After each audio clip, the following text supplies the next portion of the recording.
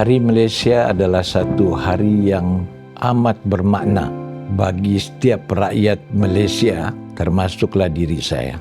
Hari Malaysia ini adalah hari negara kita ditubuhkan menjadi satu negara yang berdaulat. Kita mesti mengingati hari ini, kita mesti merayakan hari Malaysia ini. Inilah hari yang cukup bersejarah bagi penubuhan negara Malaysia kita.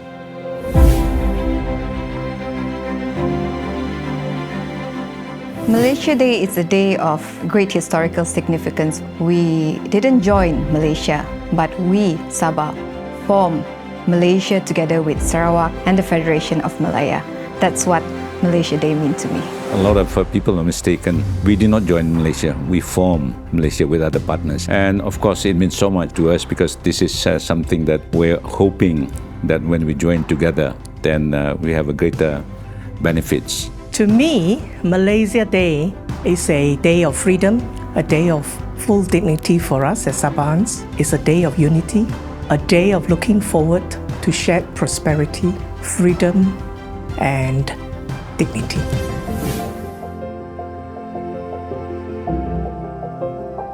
Sabah ini kita ada multi-etnik, lebih kurang 32 dengan sub-etnik dia lebih daripada 160.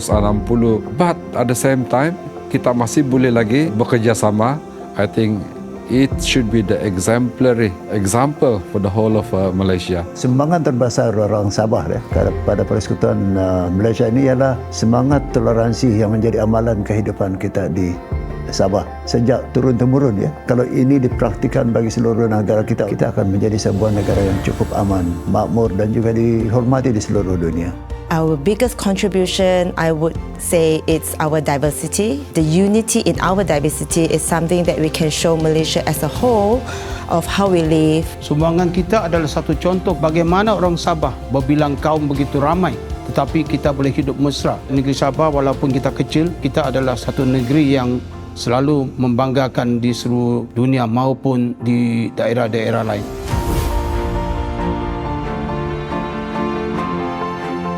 When I was a student, as a teenager, I remember celebrating Malaysia Day the first time at the Keningau Town Padang. And I remember Tun Mustafa, the chief minister then, arriving in a helicopter. We had to assemble there and sing our new national anthem.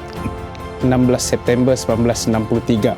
Itulah Hari Malaysia. Tarikh ini wajar dianggap sebagai satu tarikh yang sakral, iaitu suci. Malaysia Day adalah satu gambaran yang jelas bagaimana negara yang kita sebut sebagai Malaysia ini berjaya dilahirkan. Tarikh ini bukanlah tarikh yang hanya bersejarah, tapi mengingatkan kita juga bahawa kita rakyat Sabah atau saya rakyat Sabah perlu bersuara untuk sama-sama membangunkan negeri ini.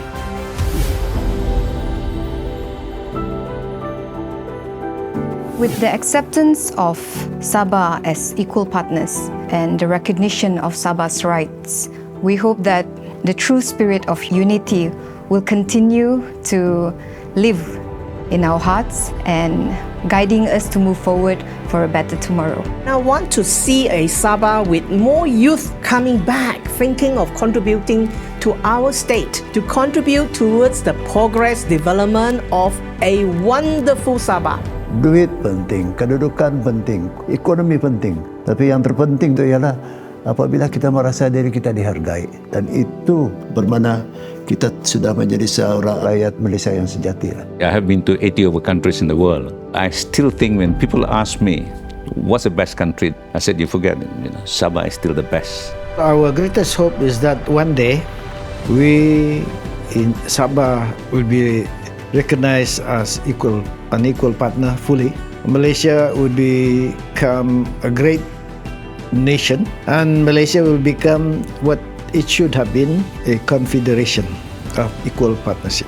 Sabah sebuah negeri yang cukup harmoni di mana rakyat kita tidak memikirkan perbezaan di antara mereka, tetapi mereka memikirkan mereka ialah warga negara Malaysia di Sabah dan hidup dalam keadaan aman, damai dan juga harmoni sejak turun-temurun.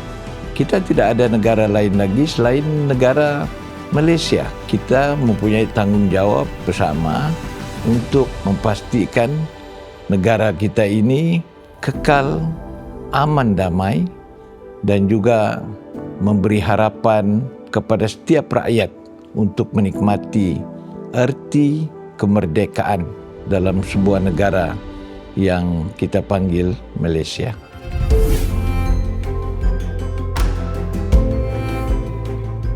Saya ingin mengambil kesempatan ini untuk mengucapkan selamat menyambut Hari Malaysia.